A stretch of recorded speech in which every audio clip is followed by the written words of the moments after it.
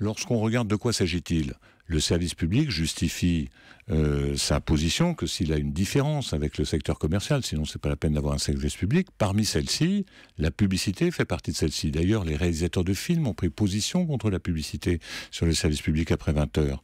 Donc, il s'agit d'avoir une règle assez simple. Comme pour les radios, la publicité finance les services privés, les services commerciaux, et la redevance finance majoritairement les services publics. Vous êtes content de payer votre redevance, vous, Nicolas de Taverneau ? Écoutez, moi je la paye comme tout le monde. On n'est jamais très content de payer des taxes, mais je vais vous dire, on pourrait y revenir si vous le souhaitez. En matière de taxes, les télévisions commerciales ne sont pas absentes, si j'ose dire, puisqu'on a beaucoup de taxes spécifiques. Donc, lorsque vous voyez ce qui se passe dans deux grands pays comme l'Allemagne et la Grande-Bretagne pour leurs services publics, ils ont pas ou peu de publicité, pas en Angleterre et peu en Allemagne, et ils ont des grands services publics.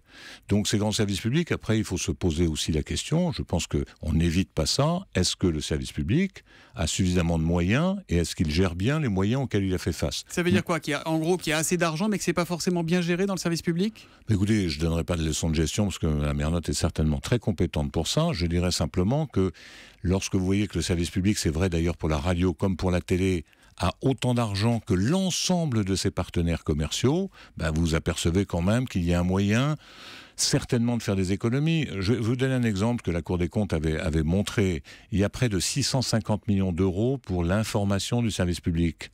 On ne peut pas dire qu'il n'y a pas matière d'économie. 5000 personnes pour faire l'information sur les chaînes de secteur public.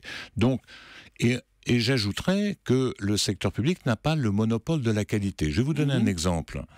Le secteur public France Télévisions s'est battu pour prendre des films américains, un studio qui s'appelle Universal.